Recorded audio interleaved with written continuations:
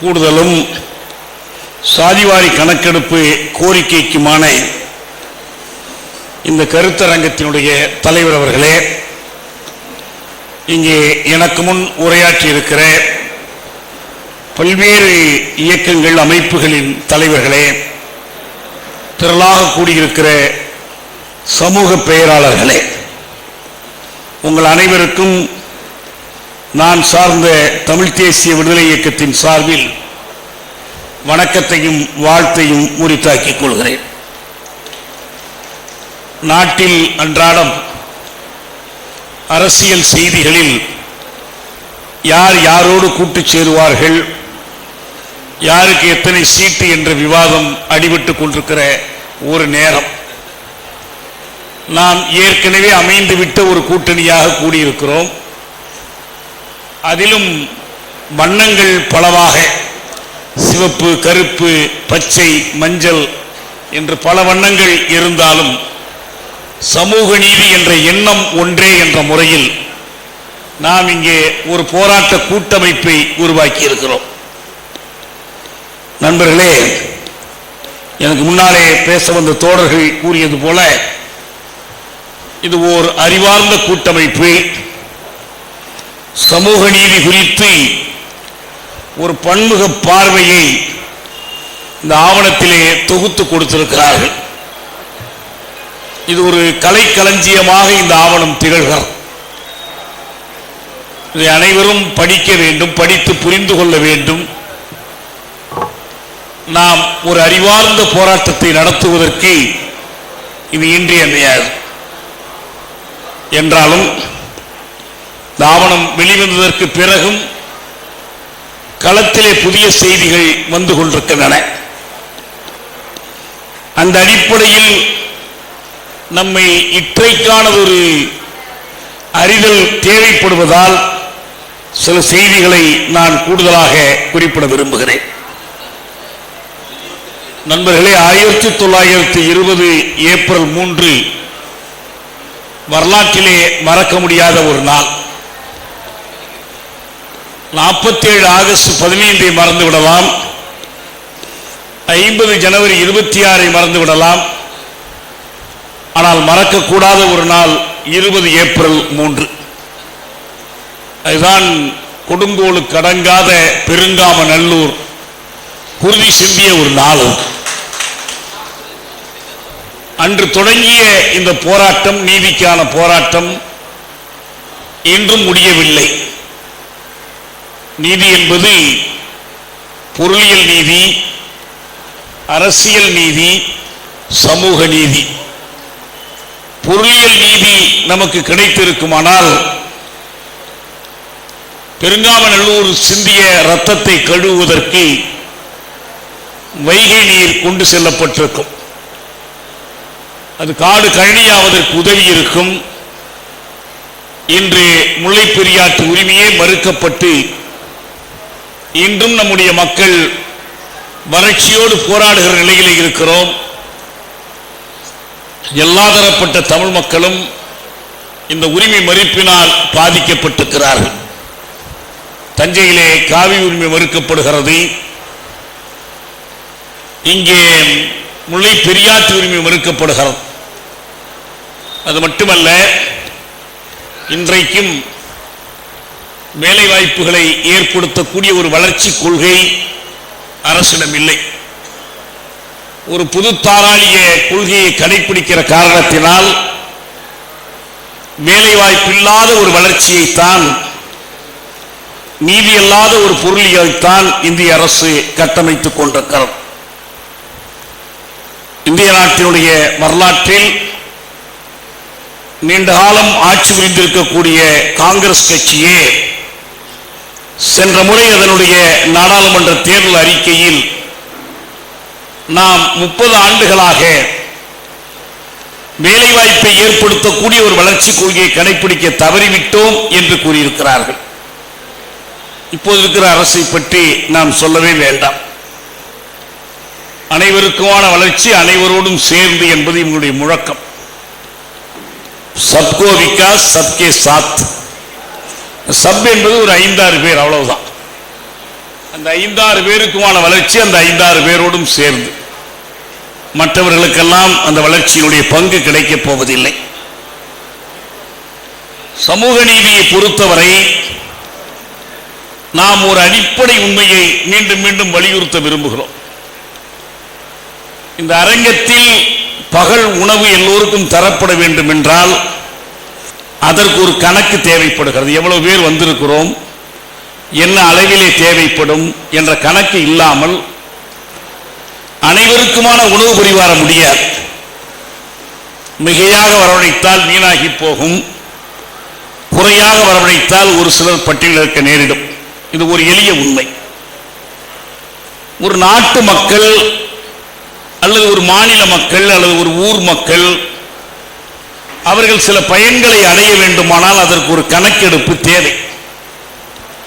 இந்திய சமூகத்தில் யார் விரும்பினாலும் விரும்பாவிட்டாலும் சாதி என்பது அழுத்தமான உறுதியான ஒரு மெய்நிலை. பூனை கண்ணை மூடிக்கொள்வதால் உலகம் இருண்டு போவதில்லை. சாதி இல்லை என்று கருதுவதால், சாதி வேண்டாம் என்று கருதுவதால் சாதி இல்லாமல் போய்விடாது. ஒருவரால் மதத்தை மாற்றிக்கொள்ள முடியும், சாதியை மாற்றிக்கொள்ள முடியாது. சாதி உங்களுடைய சமூக தகுநிலையை, பொருளியல் வசதியை, பண்பாட்டை எல்லாவற்றையும் தீர்மானிக்கிறது.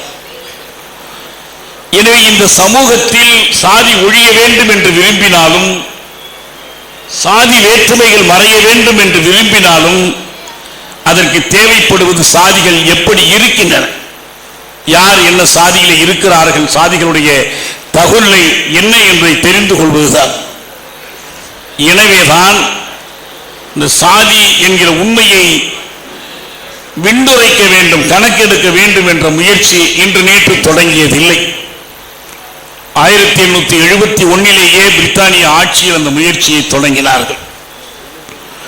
இன்று வெறும் மக்கள் தொகை கணிப்பா அல்லது சாதிவாரி கணக்கெடுப்பா என்று ஒரு விவாதம் நடைபெறுகிறது.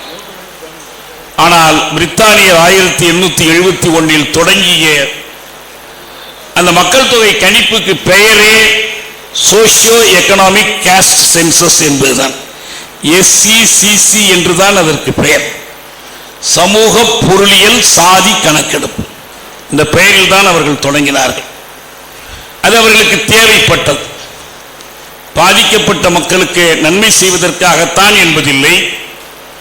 இந்திய சந்தை உருவாக வேண்டும் அவருடைய சரக்குகளுக்கு என்றால் இந்திய உழைப்பு சந்தையை அவர்கள் பயன்படுத்திக் கொள்ள வேண்டும். இந்தியாவினுடைய வளங்களை அவர்கள் சுரண்ட வேண்டும். இது எல்லா நோக்கத்திற்கும் அவர்களுக்கு இந்த கணக்கெடுப்பு தேவைப்பட்டது. அந்த முறையில் அவர்கள் 10 ஆண்டுக்கு ஒரு முறை இந்த கணக்கெடுப்பு நடந்தது. 1931 தான் பிரித்தானிய ஆட்சியில் கடைசியாக நடத்தப்பட்ட கணக்கெடுப்பு. ஆனால் மறுபக்கம் இந்த கணக்கெடுப்பு சில நல்ல பயன்களை கொடுத்தது. சமூகத்தில் என்ன சாதி எங்கே இருக்கிறது, என்ன சாதியினுடைய உடைமை நிலை என்ன, அதனுடைய வேலை வாய்ப்பு நிலை என்ன, அதனுடைய கல்வி நிலை என்ன என்பதை எல்லாம் தெரிந்து கொண்ட காரணத்தினாலே சமூக நீதிக்கான கோரிக்கைகள் எழுந்தன. கணக்கெடுப்பு தொடங்குவதற்கு முன்பு 1831 ஜோதிபா புலே சாதி அடிப்படையிலான இடஒதுக்கீட்டு கோரிக்கையை எழுப்பினார். வில்லியம் ஹண்டர் போன்ற பிரித்தானியர்கள் அதை ஆதரித்தார்கள். ஆனால் 1931 கணக்கெடுப்புக்கு பிறகுதான் அன்றைக்கு ராம்சே மெக்டொனால்டு கம்யூனல் அவார்டு என்ற ஒன்றை அறிவித்தார். அதுதான் இடஒதுக்கீட்டின் தொடக்கமாக அமைந்தது. முக்கியமாக அரசியல் பதவிகளிலான இடஒதுக்கீடு. அதேபோல் கல்வித்துறையில் இடஒதுக்கீட்டினுடைய தொடக்கமாக அமைந்தது. சாதிவாரி கணக்கெடுப்பு இல்லை என்றால் இது நடந்திருக்காது. அந்த மெக்டொனால்டு வகுப்புவாரி தீர்ப்பினுடைய தொடர்ச்சி தான் தாழ்த்தப்பட்ட மக்களை இந்துக்கள் என்ற வட்டத்துக்கு வெளியில் கருத்தி பார்ப்பதை ஏற்றுக்கொள்ள முடியாது என்று காந்தியார் எரவாடா சிறையிலே பட்டினி போராட்டம் தொடங்கினார். பூனா ஒப்பந்தம் வந்தது. ஏதோ அதெல்லாம் வரலாறு ஒரு வழியாக முடிந்தது. ஆனால் அதற்கு பிறகு அதனுடைய தொடர்ச்சியாக இன்று வரை தொடர்ந்து கொண்டிருக்கிற போராட்டங்கள், மாற்று கருத்துக்கள், விவாதங்கள், இவை எல்லாவற்றையும் நாம் அறிவோம்.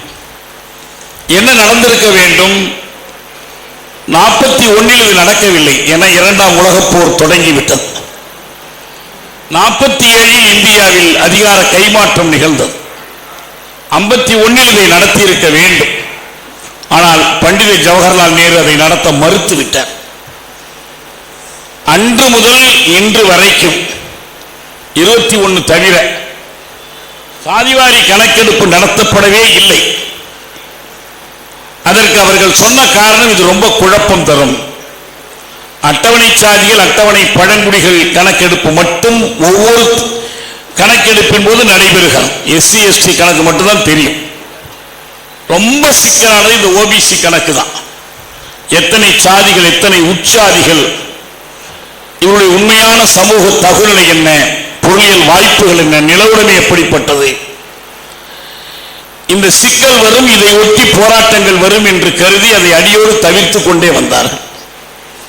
ஆனால் ஓபிசி ஏனைய பிற்படுத்தப்பட்டவர் கணக்கெடுப்பு இல்லை என்றால் சாதிவாரி கணக்கெடுப்பு என்பது பெரும்பாலும் பொருளற்றது.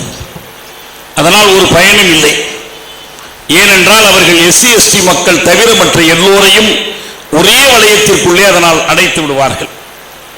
ஆனால் நேரு இதிலே உறுதியாக பிடிவாதமாக இருந்தார். இதை மறுப்பதிலே பிடிவாதமாக இருந்தார். பெரிய சோசியலிஸ்ட், ஜனநாயகவாதி எல்லாம் சொல்வார்கள். ஆனால் இதில் அவர் பண்டிதராக நடந்து கொண்டார். பண்டிதர்னா புலவர் என்று அர்த்தமில்லை, காஷ்மீர் பார்ப்பனராக நடந்து கொண்டார். பெரியார் சொன்னார், ஏன் இவர்கள் இந்த சாதி கணக்கெடுப்பு எடுக்க மறுக்கிறார்கள் என்றால், ஆளுகிறவர்கள் பார்ப்பனர்களாக இருப்பதால் இந்த கணக்கை எடுக்க மறுக்கிறார்கள். இது அவருடைய ஆட்சிக்கு வேட்டி என்று நினைத்தார்கள். எனவே இதை அடியோடு மறுத்தார்கள். அன்றைக்கு நேருவோடு நெருங்கி நின்று நேருவை ஆதரிக்க வேண்டுமா வேண்டாமா என்ற விவாதத்தில் ஈடுபட்டிருந்த பொதுமை கட்சியினர் இந்த குற்றத்தை அவரிடம் காண மறுத்தார். பொதுவாக அவரை ஆதரித்து விட்டு போனார்கள். நேருவோடு நாங்கள் நிற்கிறோம், அவர் முற்போக்காளர் என்றுதான் நின்றார்களே தவிர இந்த ஒரு துறையில் அவருடைய நிலைப்பாடு எவ்வளவு பிற்போக்கானது என்பதை அவர்கள் காண தவறினார்கள். இந்த கோரிக்கை மீண்டும் மீண்டும் எழுப்பப்பட்டதால் மறுக்கப்பட்டது. தயவு செய்து நினைத்து பாருங்கள், அம்பேத்கர் ஏன் பதவி விலக நேரிட்டது? 4 காரணங்களை சொன்னார். ஒரு காரணம், பிற்படுத்தப்பட்டவர்களுக்கான ஆணையம் அமைக்க நேரு மறுத்தார். அரசமைப்பு சட்டத்தினுடைய 340வது உறுப்பில் பிற்பட்டோருக்கான ஒரு ஆணையத்தை, நல ஆணையத்தை ஏற்படுத்துவது பற்றி அரசு பரிசீலிக்க வேண்டும், அரசு இதை செய்ய வேண்டும் என்று எழுதி வைத்தார்கள். 50 அரசமைப்பு சட்டம் வந்ததற்கு பிறகும் இதை செய்யவில்லை. 4 காரணங்களை சொல்லி அம்பேத்கர் விளக்கினார். அந்த 4ல் ஒரு காரணம், பிற்படுத்தப்பட்டவர்களுக்கான இந்த சட்ட கட்டளையை நேரு நிறைவேற்றவில்லை என்பது ஒரு காரணம். அதற்காகவும் சேர்த்து அவர் விளக்கினார். அதற்கு பிறகுதான் காக்கா கலேல்கர் ஆணையம் வந்தது. அது பல குழப்பமான முடிவுகளை தந்தது. சாதிகளை பற்றி ஒரு பெரிய புரிதல் இல்லை. லட்சக்கணக்கான சாதிகளை கணக்கிட்டார்கள். ஆனால் எல்லாவற்றிலும் முக்கியமாக ஒரு பரிந்துரை முக்கியமானது, சாதிவாரி கணக்கெடுப்பு எடுக்க வேண்டும் என்பது கலேல்கர் ஆணையத்தினுடைய பரிந்துரை. அதற்காகவே அந்த பரிந்துரைகளை அரசு நிராகரித்தது. அப்படிதான் தொடர்ந்து நடந்து கொண்டே வருகிறது. சாதிவாரி கணக்கெடுப்பு நடத்தப்பட்டிருக்குமானால் இந்த கணக்கெடுப்பு இல்லாமலே அமைக்கப்பட்ட மண்டல ஆணையம், அரசு கொடுத்த புள்ளி விவரங்கள், அறிக்கைகள், துண்டு துண்டான சில கணக்கெடுப்புகளை நம்பி செயல்படாமல் ஒரு முழுமையான சாதிவாரி கணக்கெடுப்பின் அடிப்படையில் மண்டல் குழு செயல்பட்டிருந்தால் 27 விழுக்காடு அல்ல 50 விழுக்காடு வரை ஏனைய பிற்படுத்தப்பட்டவர்களுக்கான இடஒதுக்கீடு கிடைத்திருக்கும். அவர் என்ன சொன்னார், மண்டல் ஒரு 52 விழுக்காடு இருக்கலாம், ஆனால் எஸ்சி எஸ்டி மக்களுக்கு தொடர்ந்து இருந்து வருகிற இடஒதுக்கீட்டின் காரணத்தினால் உயர் பதவிகளில் இல்லை என்றாலும் சார்நிலை பதவிகளில் 15 விழுக்காடு வரைக்கும் இடம் கிடைத்திருக்கிறது. ஆனால் சமுதாயத்தில் மக்கள் தொகையில் கிட்டத்தட்ட 60 விழுக்காடு இருக்கக்கூடிய ஏனைய பிற்படுத்தப்பட்ட மக்களுக்கு இந்திய அரசு பணிகளில் கீழிருந்து மேல் வரை 4 விழுக்காடு தான் அதுவரை கிடைத்திருந்தது. வெறும் 4 விழுக்காடு தான். அதிலும் மிக உயர் பதவிகளில் அவங்களுக்கு இடமே இல்லை. அமைச்சக செயலாளர்கள், மேலாளர்கள், உயர்ந்த பதவிகளில் அவங்களுக்கு வாய்ப்பே இல்லை. போட்டி இல்லாமல் இருந்தது 4வது வகுப்பு பிரிவுகள் மட்டும்தான். இந்த காரணத்தினால் அவர் சொன்னார், நான் இந்த மக்களுக்கு 27 விழுக்காடு இடஒதுக்கீடு வழங்கலாம் என்று கருதி 52 விழுக்காட்டுக்கு 27 விழுக்காடு. இந்த 27 விழுக்காடு உண்மையிலேயே இந்த பதவிகளில் நிறைவதற்கு செய்ய தொடங்கினால் அப்புறம் எத்தனை ஆண்டு ஆகும்? அப்படி ஆவதற்கு 25 ஆண்டுகள் ஆகும். 25 ஆண்டு கழித்தால் தான் இந்த 27 விழுக்காடு என்பது நிறைவு பெறும். ஆனால் அதையும் உடனடியாக நிறைவேற்றவில்லை. 78 அமைக்கப்பட்டது, 80 அறிக்கை கொடுத்தது. அடுத்து 10 ஆண்டு காலம் அதை கிடப்பிலே போட்டு வைத்தார்கள்.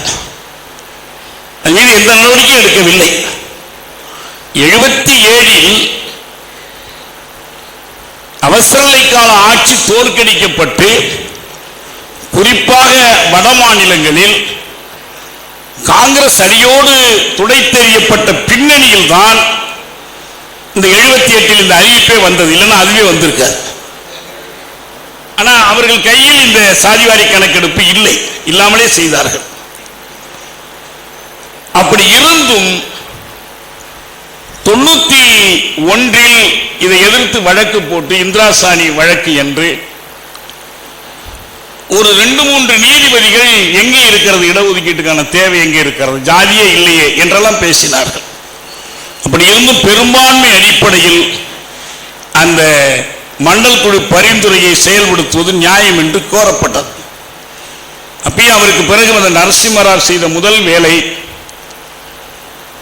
பார்ப்பனர்களுக்கு பொருளியல் அடிப்படையிலான இடஒதுக்கீடு கொண்டு வர வேண்டும் என்று ஒரு ஆணை பிறப்பித்தார்.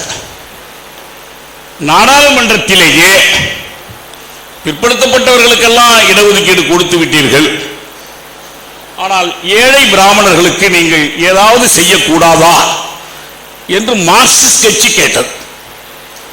ஏழை பிராமணர்களுக்கு நீங்கள் ஏதாவது செய்யக்கூடாதா? அப்படிதான் 10 விழுக்காடு வந்தது. நல்லவேளை அது நிராகரிக்கப்பட்டது. ஏனென்றால் அம்பேத்கர் கவனமா எழுதிவிட்டார், socially and educationally backward, SCBC தான், சோஷியலி அண்ட் எக்கனாமிக்கலி பேக்வர்டு கிடையாது. ஆனால் சோஷியலி பேக்வர்ட்னஸ் என்பது எக்கனாமிக் பேக்வர்ட்னஸ் உள்ளடக்கியதுதான். சமூகத்தில் பிற்படுத்தப்பட்டவர்கள் பொருளியலில் பெரிய பணக்காரர்களா இல்லை. இந்த பின்னணியில் அந்த பரிந்துரை அறிவிக்கப்பட்ட போது அதை எதிர்த்து நாடாளுமன்றத்தில் நீண்ட நேரம் முழங்கியவர் ராஜீவ் காந்தி. மண்டல் குழுவை எதிர்த்து இது கூடாது என்று நாடாளுமன்றத்தில் முழங்கியவர் ராஜீவ் காந்தி. வெளியிலே எதிர்த்து செயல்பட்ட 2 கட்சிகள் காங்கிரசும் பாஜக. தமிழ்நாட்டை வைத்துக் கொண்டு யாரும் யோசிக்காதீர்கள். தமிழ்நாட்டில் பாஜக கூட வெளியே வராது எதிர்த்து. ஆனால் இந்திய அளவில் அதான் செய்தார்கள் அவர்கள். ஆனால் அது நடைமுறைப்படுத்தப்படுவதற்கு மீண்டும் சொல்கிறேன், மண்டல் குழு பரிந்துரை ஒரு வரம்புக்குள் நின்றதற்கே அது எவ்வளவு பெரிய மாற்றம் என்றாலும், அதுவரை ஓபிசிக்கு இடஒதுக்கீடு இல்லை என்ற நிலையை மாற்றி ஓபிசிக்கான இடஒதுக்கீட்டை முதல் கொண்டு வந்தது என்றாலும், அது அறிவிக்கப்படுவதற்கு ஒரு ஆண்டு, சில ஆண்டுகள், அப்புறம் அதை கிடப்பில் போட்டு 10 ஆண்டுகள், அப்புறம் நீதிமன்றத்தில் முடக்கப்பட்டது. அதுக்கு பிறகு இது வெறும் வேலை வாய்ப்பில் தான், கல்வியில் இல்லை என்று மேலே 8 ஆண்டுகள் முடக்கி வைத்தார். ஒவ்வொரு முறையும் உச்ச நீதிமன்றம் கேட்ட கேள்விதான். ஏனென்றால் இந்த எந்த இடஒதுக்கீடும் உச்ச நீதிமன்றத்தில் கிடையாது. உச்ச நீதிமன்றத்தில் இதுவரை ஒரு அட்டவணை பழங்குடியைச் சேர்ந்த யாரும் நீதிபதி ஆனதே கிடையாது. அட்டவணை சாதிகளில் வந்திருக்கிறார்கள், இருவர் வந்திருக்கிறார். இன்னைக்கு நல்ல விதமாக ஒரு தலைமை நீதிபதி வந்திருக்கிறார். அவர் நீதிமன்ற உச்ச நீதிமன்ற பணிகளில் முதல் முறையாக இன்றைக்கு தான் அறிவித்திருக்கிறார், இடஒதுக்கீட்டை செயல்படுத்துகிறேன் என்று இன்னைக்கு அறிவித்திருக்கிறார். ஆனால் இந்த நீதிபதிகளில் ஒருவர் கூட இந்த வகுப்புகளை இடஒதுக்கீட்டு அடிப்படையில் வந்தவர்கள் இல்லை என்பதால் எவ்வளவு முடியுமோ அவ்வளவுக்கு இந்த மண்டல் குழு பரிந்துரை செயல்படுத்துவதற்கு முட்டுக்கட்டை போட்டார்கள். முட்டுக்கட்டை போடுவதற்கு அவர்கள் முன்வைத்த ஒரு காரணம், 27% இடஒதுக்கீடு கொடுக்க வேண்டுமா? அதுக்கு என்ன தரவுகள் உங்களிடம் இருக்கிறது? கணக்கெடுப்பு எடுத்து விட்டீர்களா? எப்படி கணக்கெடுப்பே இல்லாமல் கொடுப்பீர்கள்? சரி, அடுத்த முறை பார்க்கலாம், தள்ளி போடுவது. ஆனால் எந்த கணக்கெடுப்பும் இல்லாமல், எந்த தரவுகளும் இல்லாமல், பொருளியலில் நலிந்த பிரிவினர் என்ற பெயரில் இடஒதுக்கீட்டின் பயனை பெறாத உயர் சாதியினருக்கு 10 விழுக்காடு வழங்கிய போதும், அவர்கள் ஏழை என்பதற்கு 8 லட்சம் ரூபாய் வரம்பாக விதித்த போதும் உச்சநீதிமன்ற நீதிபதியில் யாரும் கேள்வியே கேட்கவில்லை. இது அரசமைப்பு சட்டமே திருத்தப்பட்டது. 103வது திருத்தத்தையே கொண்டு வந்தால் செய்தார்கள். இந்த கணக்கெடுப்பு இல்லை என்பது எப்படி ஒரு பெரிய தடையாக தொடர்ந்து இருந்து கொண்டு வருகிறது. அதனால்தான் நாம் இந்த கணக்கெடுப்பை கோருகிறோம். இன்னைக்கு இந்திய அரசு சென்ற தேர்தல் பிரச்சாரத்தில் என்ன நடந்தது என்பதை மட்டும் நினைவில் வைத்துக் கொள்ளுங்கள். இவ்வளவு தூரம் சாதிவாரி கணக்கெடுப்புக்கு காங்கிரஸ் தடையாக இருந்த கடைசியா 2021 காங்கிரஸ் பாஜக எல்லாரும் சேர்ந்து ஆதரித்து ஒரு கணக்கெடுப்பு நடத்தினார்கள். அது ஒரு குழப்பமான கணக்கெடுப்பு. இந்தியாவில் 46 லட்சம் ஜாதிகள் இருக்கிறது என்று கணக்கெடுத்தார்கள். முதல் ஆரம்ப கணக்கு 4 லட்சம் தான். பிரித்தானியர் ஆட்சி காலத்தில் 4500 4400 அவ்வளவுதான். 4 லட்சம் 4,50,000 தான் கணக்கு. 4 வர்ணங்களும் 4000 சாதிகளும் என்பது சரியான ஒரு விவரம். ஆனால் இவங்க 45 லட்சம் 46 லட்சம், எது உள் ஜாதி, எது குலம், எது கோத்திரம், எதுவும் தெரியாமல் ஒரு கணக்கு கொடுத்தார்கள். இதை செயல்படுத்துவது இல்லை என்று மன்மோகன் சிங் அரசு முடிவு செய்தது. இப்போ ஒரு அமைப்பு வச்சிருக்காங்க மோடி ஆட்சியில. அது பேர் என்ன? நிதி ஆயோக். நம்ம நிறைய பேர் தமிழ்ல பேப்பர்ல நிதின்னு எழுதுறாங்க. நிதிக்கு அதுக்கு சம்பந்தம் இல்லை. நிதி, national institute for transforming India. இப்ப கடைசியா கூட ஒரு கூட்டம் நடத்தினார் இல்லையா மோடி. இந்த நிதி ஆயோகினுடைய வேலையே என்னன்னா, இந்த டிரான்ஸ்ஃபார்மிங் இந்தியா. என்ன டிரான்ஸ்ஃபார்ம் பண்றது? நீங்கள் 91க்கு முன்னால் இருக்கிற வரைக்கும் சில சலுகைகள், சில நலத்திட்டங்கள், சில உதவி, சில தொழிலாளர் உரிமைகள், நிலச்சீர்திருத்தம், இப்படி எல்லாம் இருப்பதையெல்லாம் ஒழிச்சு கட்டி எவன் வசதி உள்ளவனோ அவன் பிழைத்துக் கொள்ளணும், வறுமையில் சிக்கினவன் மாண்டு போகணும். இதான் மாற்றம். இதுக்குதான் புது தாராளிய மாற்றம்னு பேர். தாராளமாக சுரண்டுதல். மருத்துவம், கல்வி எதுவும் இலவசமா கிடைக்கக்கூடாது, எல்லாமே விலைக்கு விற்கணும். பன்னாட்டு சந்தையாக, பன்னாட்டு குடும்பங்களின் சந்தையாக நாட்டை முழுமையா மாற்றி அமைக்கணும். ஃபாரின் டைரக்ட் இன்வெஸ்ட்மெண்ட் FDIக்கு கேப்னு சொல்லுவாங்க, ஒரு உச்ச வரம்பு. அதெல்லாம் இருக்கக்கூடாது. எவ்வளவு வேணாலும் கொண்டது கொட்டட்டும், எவ்வளவு வேணாலும் சுரண்டிக்கட்டும். கல்வியை வணிகமாக்கலாம், பேராசிரியர் தொழிலை வணிகமாக்கலாம். அரசோட கடமை அவங்களுடைய தேசிய பொருளாதார கொள்கையில சொல்லியிருக்கிற மாதிரி தனியாருக்கு ஒத்துழைப்பு கொடுத்து அந்த கல்வி நிறுவனங்களை வளர்த்து விடுதல் கொள்கை. இப்படி மாற்றி அமைப்பதற்கான ஒரு ஏற்பாடு தான் இந்த national institute for transforming India. அதனுடைய யோசனைப்படிதான் பணமதிப்பு நீக்கம், அதனுடைய யோசனைப்படிதான் சொத்துக்களை விற்று, அரசுடைய சொத்துக்களை விற்று அந்த தொகை முழுவதையும் காசாக்கிறது. டிமானிட்டைசேஷன், இது மானிட்டைசேஷன், மானிட்டைசேஷன் பைப்லைன். இதெல்லாம் செஞ்சு துணிச்சல் மிக்க இந்திய பிரதமர், அந்த நிதி ஆயோக்கினுடைய தலைவராக இன்னைக்கு சுப்பிரமணியம் இருக்கார். நேற்று இருந்தவர் அமிதாப் காந்த். அமிதாப் காந்த் சொன்னார், இந்தியா இவ்வளவு துணிச்சலான ஒரு பிரதமரை பார்த்ததே இல்லை. எவ்வளவு துணிச்சலானவர் தெரியுமா? உலகத்தில் 5 சாம்பியன்களை இவர் உருவாக்கி இருக்கிறார். யார் 5 சாம்பியன்? ஹாக்கி சாம்பியன், கிரிக்கெட் சாம்பியனா? இல்ல, உலகத்தின் பெரும் பணக்காரர்கள் வரிசையில் இடம்பெறக்கூடிய 5 பேரை உருவாக்கி இருக்கிறார். அவ்வளவு துணிச்சல் இவருக்கு. இந்த உருவாக்கியதற்கான முறை என்ன? ஒன்று, எல்லோர் கையில் இருக்கிற காசு செல்லாது, நான் கருப்பு பணத்தை கைப்பற்றுகிறேன் என்று சொல்லி கடைசியா ஒரு பணமும் மிச்சம் இல்லை, ஒரு பயனும் இல்லை, வரிசையில் நின்று செத்ததுதான் மிச்சம். இதற்கு நிகராக இன்னொரு நடவடிக்கை, அது மோனடைசேஷன். சொத்தெல்லாம் வித்து பல கோடிகளை ஈட்டி அந்த கோடிகளை யாரிடம் திருப்பி விற்கிறாங்க இந்த சொத்துக்களைனா இந்த பெரும் பணக்காரர்கள், சூப்பர் ரிச். நம்ம மாதிரி சாதாரண ரிச் எல்லாம் இல்லை, சூப்பர் ரிச். அவங்கள்ட்ட வித்து அந்த காசுல ஒரு பங்கு அரசுக்கு கட்சிக்கு போகணும். அதுக்கு தான் எலக்ட்ரல் பாண்ட் எல்லாம் வரிசையா நடந்துச்சு. 6 வருஷம் கழிச்சு இதெல்லாம் செல்லாது. செல்லாதுன்னா திருண்ட பணத்தை திருப்பி கொடுக்கணும்ல சொல்லணும். அதை வச்சுக்கிட்டோம், ஆனா இனிமேல் வாங்காத. இதான் நீதிமன்றம். எல்லா நிறுவனங்களையும் மாற்றி அமைப்பது. இதே போல ஒரு நிறுவனம் மன்மோகன் சிங் வைத்திருந்தார். அதுதான் நான் நினைவுபடுத்த விரும்புகிறேன். அதுக்கு பேரு நாலேஜ் கமிஷன். காங்கிரஸ்ல இன்னைக்கு இருக்கிறார் பாருங்க, சர்வதேச பிரிவினுடைய தலைவரா சாம் பிட்ரோடா, அவர் தான் நாலேஜ் கமிஷனுடைய தலைவர்.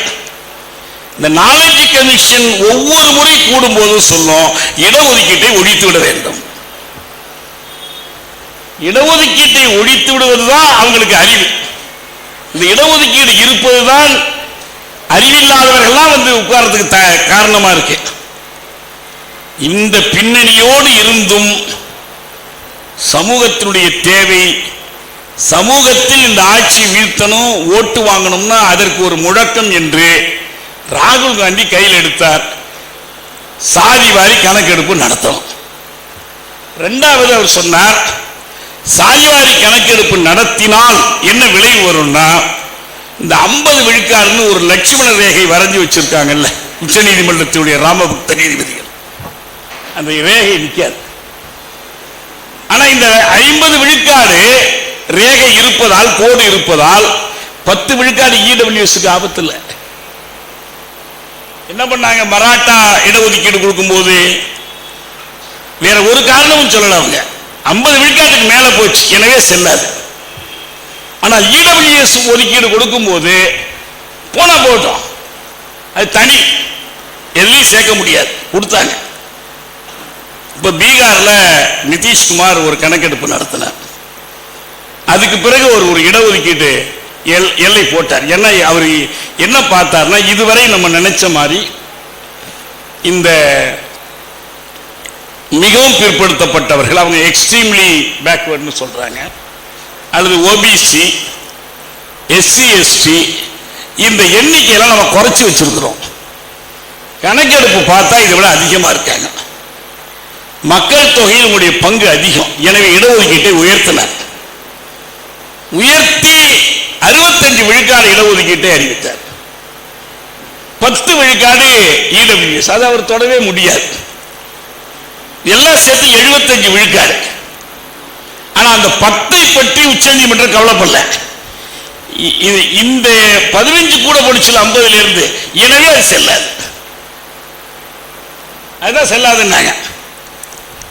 இந்த மாதிரி ஒரு தீர்ப்பு வந்தது. ஆனால் பீகார்ல அவர்கள் 2023 திட்டமிட்டு அனைத்து கட்சி கூட்டம் நடத்தி சட்டமன்றத்தில் ஒருமனதாக தீர்மானம் இயற்றி சாதிவாரி கணக்கெடுப்பை நடத்தினால் என்னென்ன பிரச்சனைகள் வரும் என்பதை சமூகவியலாளர்களை கொண்டு ஆராய்ந்து அதற்கான பொறி அமைவை ஏற்படுத்தி, யார் போய் கேள்வி கேட்கிறது, என்னென்ன 17 கேள்விகள், யார் போய் என்ன கேள்வி கேட்கணும், அதை எப்படி தொகுக்கணும், அதை எப்படி வடித்தெடுக்கணும், எல்லாம் முறைய திட்டமிட்டு முழுமையான ஒரு நல்ல கணக்கெடுப்பை நிதிஷ்குமார் ஆட்சியில் எடுத்தாங்க. எல்லா கட்சியும் ஒத்துழைச்சாங்க.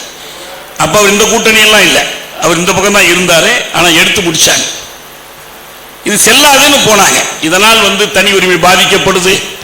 ஒருத்தன் ஜாதியை சொல்லாம இருக்கிறதுக்கு உரிமை இருக்குது, மதத்தை சொல்லாம இருக்கிறதுக்கு உரிமை இருக்குது, சொத்தை சொல்லாம இருக்கிறதுக்கு உரிமை இருக்கு, எத்தனை கார் வச்சிருக்கெல்லாம் எப்படி கேட்கறது, இதெல்லாம் சொல்லி போட்டாங்க, வழக்கெல்லாம் போட்டாங்க. ஆனா பாட்னா உயர் நீதிமன்றம் தலைமை நீதிபதி சந்திரனும் பார்த்தசாரதியும் 2023 அக்டோபர் 1 ஒரு தீர்ப்பு கொடுத்தாங்க. சாதிவாரி கணக்கெடுப்பு யார் எடுத்தாலும் எப்படி எடுக்க வேண்டும் என்பதற்கான வழிகாட்டுதல் மட்டுமல்ல, எவ்வளவு சரியானது எவ்வளவு நியாயமானது என்பதற்கான ஒரு அருமையான தீர்ப்பு. இந்த நிலையில் தான் தமிழ்நாட்டில் இந்த கோரிக்கை வருது.